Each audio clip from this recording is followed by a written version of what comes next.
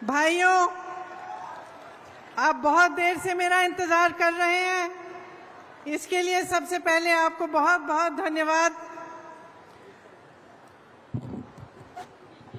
दूर दूर से दाई दीदी बहनी मनला जोहार,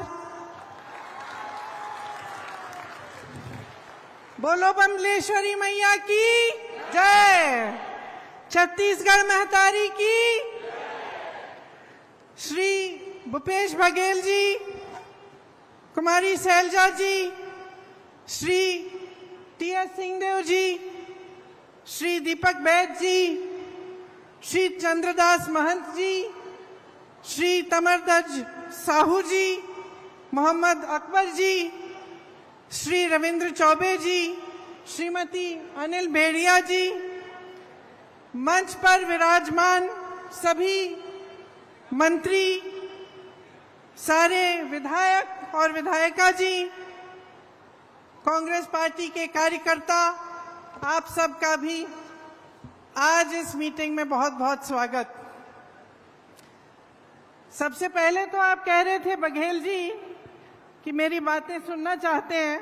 सबसे पहली बात मैं ये बता दूं कि बचपन में मैंने पिट्ठू, कंचे, गुल्ली डंडा, स्टापू सब खेला, और महिलाओं की मीटिंग है तो बहनें हमेशा लड़कों को हराती थी। आज यहाँ आकर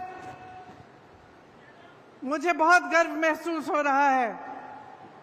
ये भिलाई है 1955 में पंडित जवाहरलाल नेहरू जी ने यहाँ जो स्टील प्लांट है उसकी नींव डाली, और आज जो भिलाई है वो इस पूरे देश के लिए एक मिसाल है। यहाँ पूरे देश भर से लोग आते हैं काम के लिए, एक साथ एकजुट होकर आप सब रहते हैं, और एक तरह से जो आधुनिक भारत है उसकी नींव यहीं पे डली। ये आपकी मेहनत, आपका जज्बा और आपकी पहचान का मिसाल है। देश की उद्यमशीलता और आत्मनिर्भरता के सपने का प्रतीक है। यहाँ खड़े होकर देश के एक एक वासी को गर्व महसूस होना चाहिए और होता होगा। यहाँ इस महिलाओं की मीटिंग में खड़े हुए और भी गौरव इसलिए होता है क्योंकि मीटिंग में मंच पर आने से पहले जब मैं यहाँ गई और मैंने एक एक स्टॉल देखा, तो मैंने जो महिलाएं देखी उसमें आत्मनिर्भर, उनमें अपना आत्मविश्वास, साहस, खुशी से मुस्कुरा रही हैं कि सरकार ने उनके लिए कुछ किया है, और जो सरकार ने किया है उसके बल पर वो अपने पैरों पे खड़ी हुई हैं।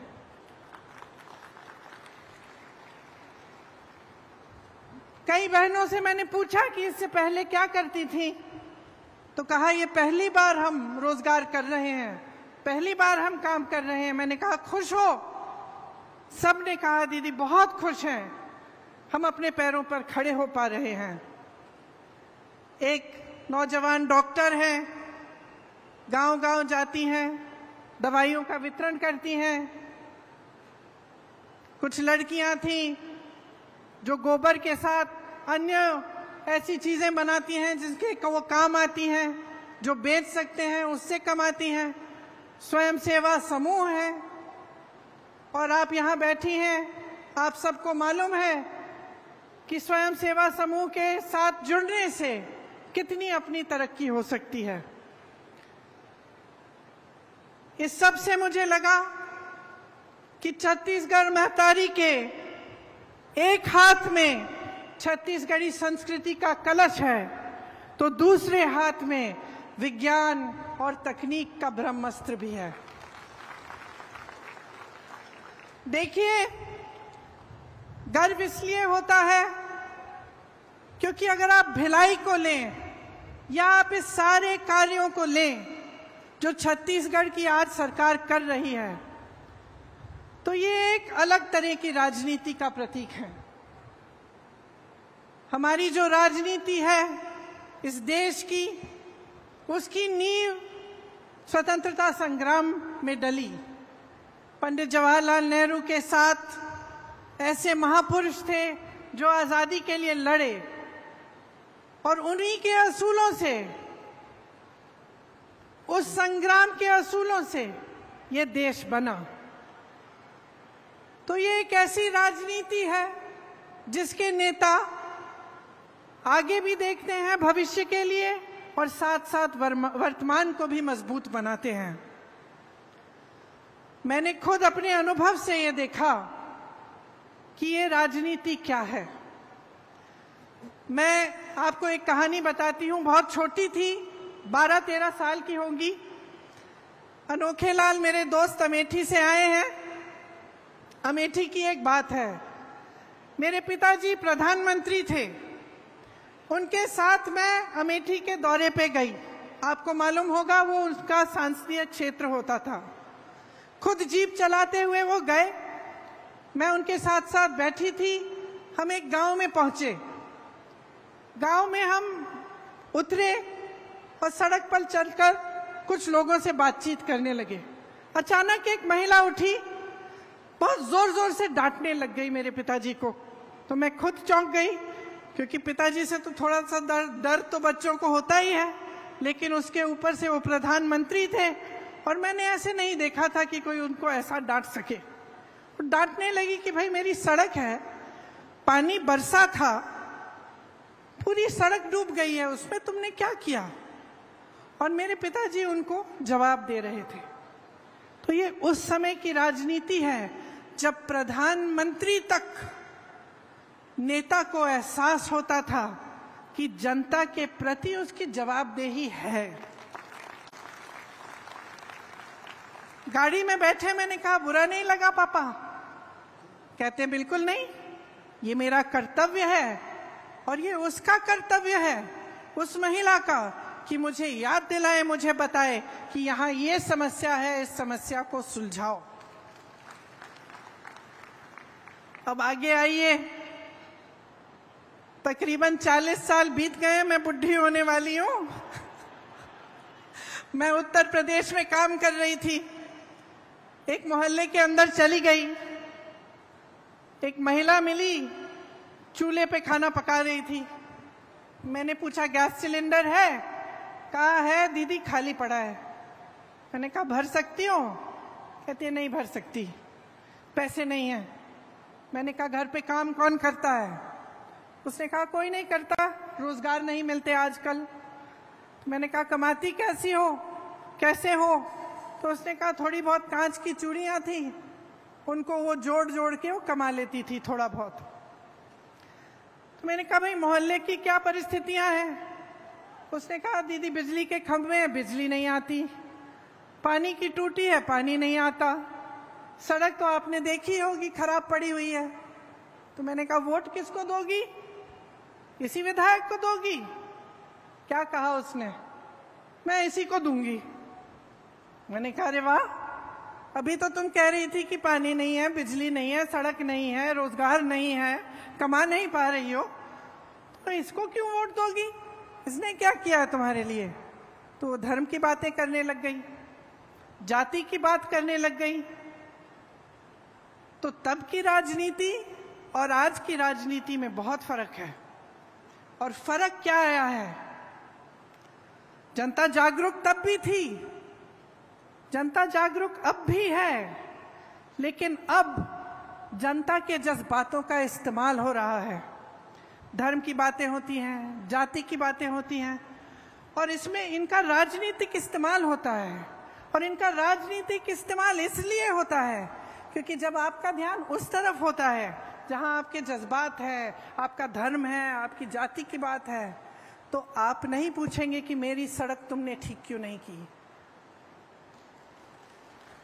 तो आप नहीं पूछेंगे कि मेरे लिए पानी क्यों नहीं आ रहा है, मेरी यहाँ टूटी में पानी क्यों नहीं आ रहा है, तो आप नहीं पूछेंगे कि मेरे पति के लिए, मेरे लिए आपने रोजगार क्यों नहीं दिलवाया?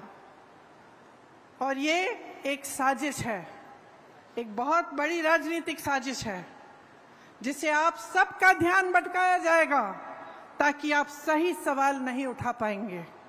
आज की राजनीति, अफसोस की बात है, लेकिन यही राजनीति चल रही है। आपने देखा होगा केंद्र सरकार को, प्रधानमंत्री श्री नरेंद्र मोदी जी को हाल ही में उन्होंने G20 कराया। कोई नहीं कहता कि ये बुरी चीज है, अच्छा है, देश का मान सम्मान बढ़ता है, अच्छा है। 27,000 करोड़ रुपए इन्होंने खर्चे यशोभूमि को बनाने में, 20,000 करोड़ रुपए इन्होंने खर्चे नए संसद भवन को बनाने में, 8,000 रुपए के ये हवाई जहाजों में उड़ के जाते हैं सिर्फ उनके लिए। 2 हवाई जहाज खरीदे हैं 8,000 करोड़ रुपए के। लेकिन ये आपको ये जवाब नहीं दे पाते कि आपकी सड़कें टूटी क्यों हैं। ये आपको ये जवाब नहीं दे पाते कि आपके घर में रोजगार क्यों नहीं आ रहा है। ये आपको ये जवाब नहीं दे पाते कि महंगाई इतनी क्यों बढ़ गई है कि आपकी कमर तोड़ी जा रही है, कि इस देश का किसान आज 27 रुपए प्रतिदिन कमा रहा है। ये जवाब नहीं दे सकते कि जब इस देश का किसान 27 रुपए प्रतिदिन कमा रहा है तो उनके बड़े बड़े उद्योगपति दोस्त एक दिन में 1600 करोड़ रुपए कैसे कमा रहे हैं। देश का मान सम्मान बढ़ता है, ये हर देशवासी के लिए अच्छी चीज है, सबको गर्व होता है। लेकिन इसका मतलब नहीं कि इस देश के गरीब, इस देश के मिडिल क्लास को भूल जाएं और ये भूल जाएं कि सत्ता उन्हें किसने दी और उनको कैसे मिली। आज छत्तीसगढ़ में एक ऐसी प्रदेश की सरकार है जो पुरानी वाली राजनीति के असूलों पर चल रही है। केंद्र की सरकार ने गरीबों और मिडिल क्लास से छीना है और छीन के अपने बड़े बड़े उद्योगपति मित्रों को सींचा है। छत्तीसगढ़ की इस प्रदेश सरकार ने एक एक पैसा आपके जेब में वापस डाला है।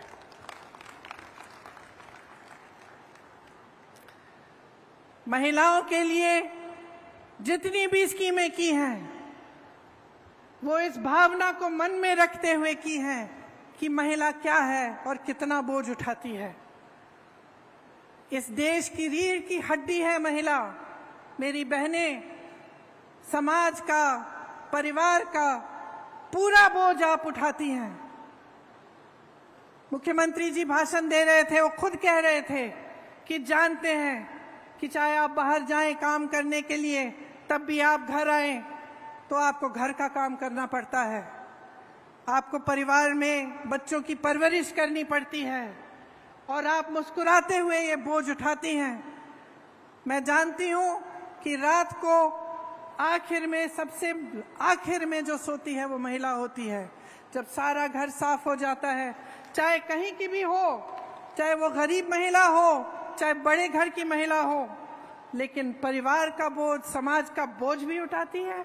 और जो हमारी संस्कृति है, हमारे असूल हैं, जिस पर अगली पीढ़ी का भविष्य बनता है, वो भी महिलाएं बनाती हैं और महिलाएं उसकी रखवाली करती हैं। तो यही भावना प्रदेश सरकार ने आगे बढ़ाई और महिलाओं के लिए, आपको और भी सशक्त बनाने के लिए तमाम स्कीमें भूपेश बघेल जी की सरकार ने आगे बढ़ाई। 10 लाख से अधिक महिलाएं 2018 से स्वयं सेवा समूह में जुड़ी हैं। मैं उनसे बातचीत करते हुए कह रही थी कि जो पहले कमा नहीं पा रही थी, उन्हें मौका मिल गया। थोड़े बहुत पैसे इकट्ठे किए, एक छोटा सा व्यापार शुरू किया। उस छोटे से व्यापार के जरिए अपने बच्चों को पढ़ा लिखाया, आगे बढ़कर थोड़ा अपने घर के लिए कुछ खरीद लिया, एक सिलाई की मशीन, कुछ बकरे, एक गाय, और उसके जरिए फिर उस माध्यम से फिर और कमाने लगी और आगे बढ़ी। सरकार स्कीम लाई, उन स्कीमों के तहत और भी कमाई हुई, और मुस्कुराकर मुझे कह रही थी कि कुछ ऐसे स्वयं सेवा समूह हैं जिन्होंने हजारों लाखों रुपए कमा लिए हैं।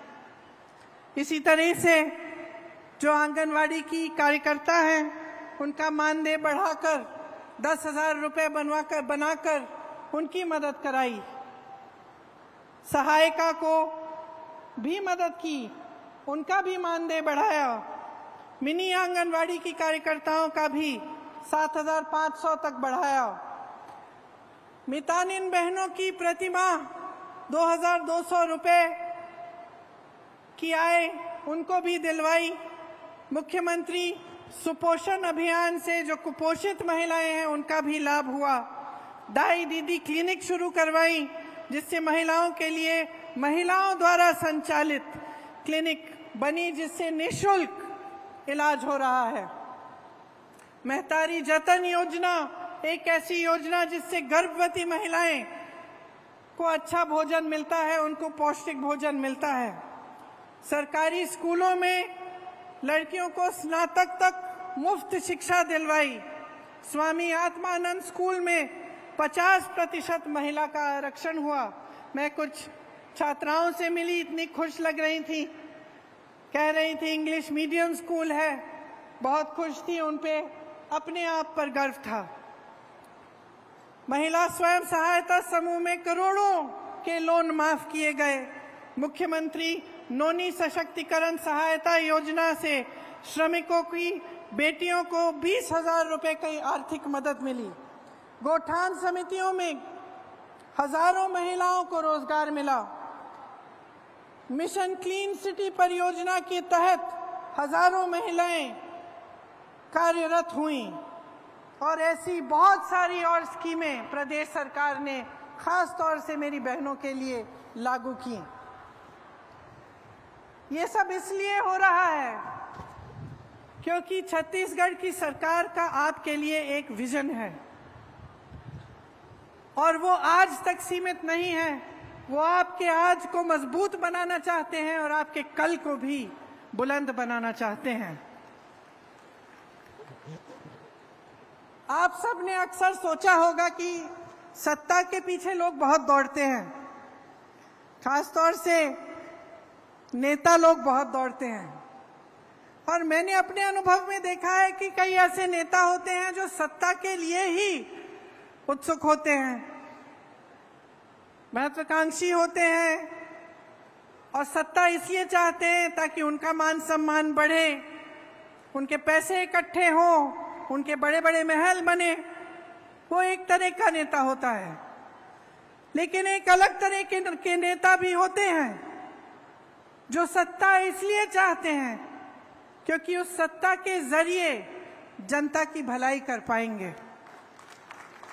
और मैं गर्व से कहती हूं कि आज छत्तीसगढ़ में जो कांग्रेस पार्टी का नेतृत्व है वह इसी तरह का है कि सत्ता इसलिए इस्तेमाल करते हैं इस तरह से कि आप सबकी भलाई हो।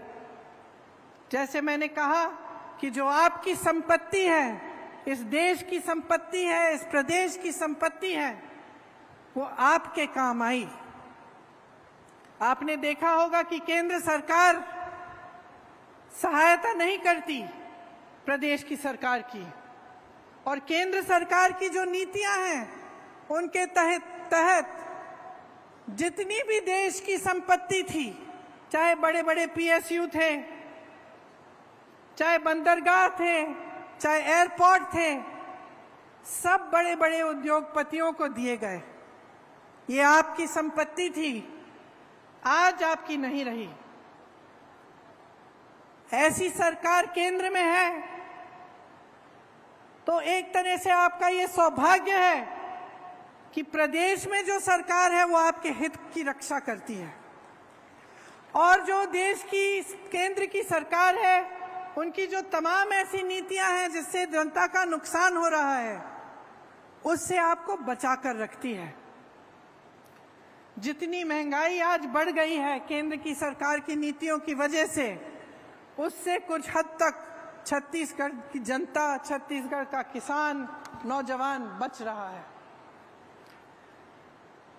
आजकल महंगाई इतनी बढ़ गई है कि मेरी बहनों, मैं जानती हूं आप पर बोझ बहुत ज्यादा भारी हो गया है। जब घर पे कोई बीमार पड़ता है, कोई आपत्ति आती है, तो बहुत घबराहट होती है कि किस तरह से हम संभालेंगे। आप बाहर जाते हैं कुछ खरीदने के लिए, खाना बनाने के लिए, तो लगता है कि आधी चीजें खरीदने के बगैर वापस आ जाएंगी, क्योंकि महंगाई इतनी बढ़ चुकी है।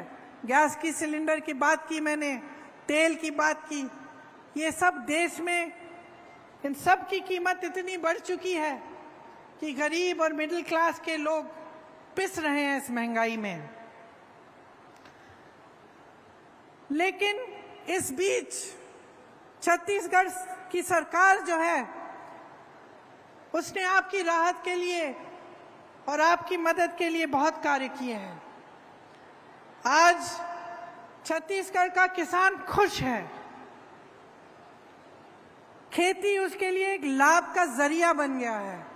शायद आपको मालूम नहीं होगा, लेकिन सिर्फ छत्तीसगढ़ में ही, पूरे देश भर में सिर्फ छत्तीसगढ़ में खेती करने वाले लोग बढ़ रहे हैं। बाकी सब जगह किसान त्रस्त है, परेशान है। महंगाई की वजह से, डीजल के दाम की वजह से, खाद यूरिया के दाम बढ़ने की वजह से बहुत कम कमा पा रहा है। यहाँ राजीव गांधी किसान न्याय योजना के तहत देश में सबसे ज्यादा धान की कीमत छत्तीसगढ़ में ही मिल रही है। गन्ना, मक्का, कोदो, कुटकी, रागी, दलहन, तिलहन, इनके किसानों को अतिरिक्त लाभ भी हो रहा है। मिलेट, जिसके बारे में किसी ने पहले सुना ही नहीं होगा, आज उसका कितना लाभ आप सबको मिल रहा है। आज छत्तीसगढ़ का नाम देश भर में जाना जाता है और आपके प्रदेश का सम्मान हर रोज बढ़ते चले जा रहा है।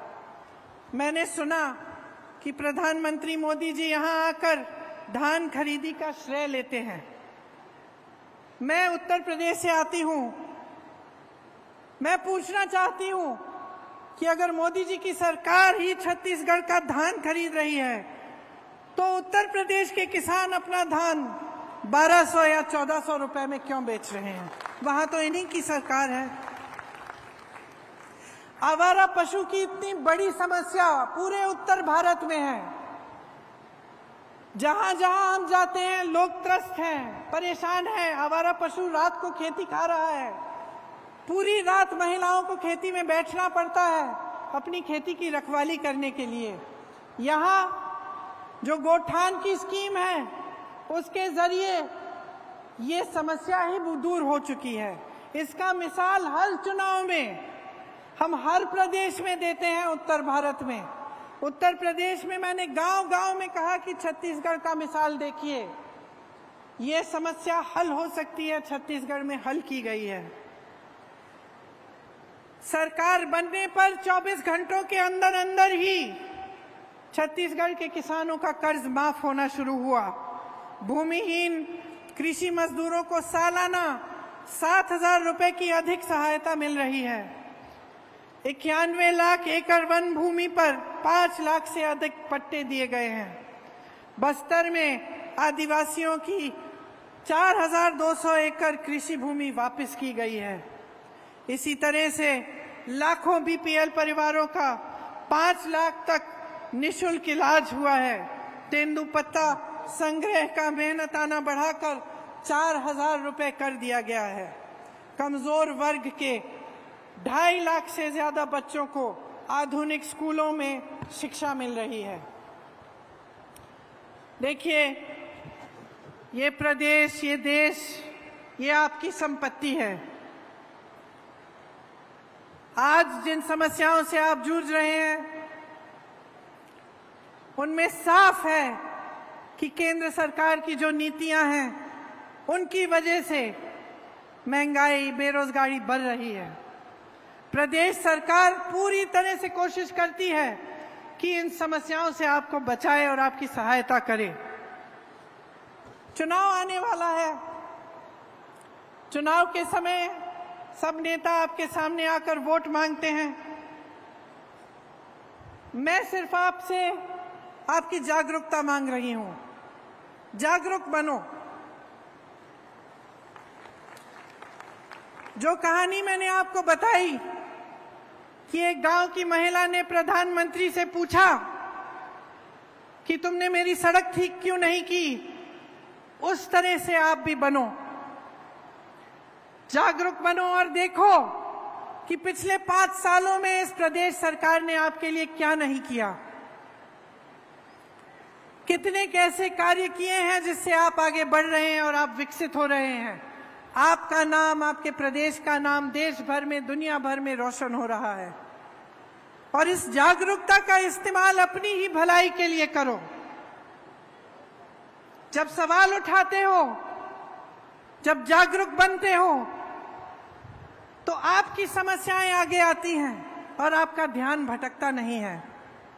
जो ध्यान भटकाने वाली बातें हैं, जो नेता आपके सामने आकर आपके जज्बातों के आधार पर, धर्म के आधार पर, जाति के आधार पर, सांप्रदाय के आधार पर आपसे वोट मांगते हैं, उनको अपनी सच्चाई दिखाओ, अपने अनुभव पर उतरो और उनसे पूछो कि हमारे लिए आपने क्या किया।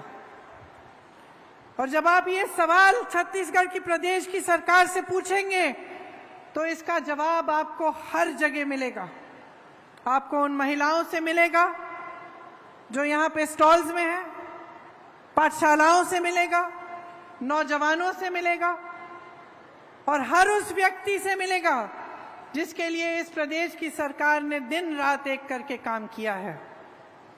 इसीलिए यहाँ खड़े हुए मैं आपसे कहना चाहती हूँ कि आपकी जो महान संस्कृति है और हमारी राजनीति के जो पुराने असूल हैं, उनको याद करिए, उन्हें मत भूलिए। अपने प्रदेश के लिए, अपनी भलाई के लिए कांग्रेस पार्टी और भूपेश बघेल जी का समर्थन कीजिए, ताकि ये जो काम इन्होंने शुरू किया है, जिसका नतीजा अपने 5 सालों से अपने प्रदेश में देखा है, ये काम रुक ना पाए। आप ऐसी पार्टी को वोट देंगे जो बार बार आपका ध्यान भटकाती है, तो सिर्फ इसी काम में वो मस्त रहेंगे, इसी में वो व्यस्त रहेंगे, लेकिन आपकी समस्याएं हल नहीं होंगी। आप सबको बहुत बहुत धन्यवाद। आपने बहुत ध्यान से मेरी बातें सुनी। इन्हें भूलिएगा मत और अपनी ही भलाई के लिए, अपने भविष्य को मजबूत बनाने के लिए अपना कीमती वोट दीजिए।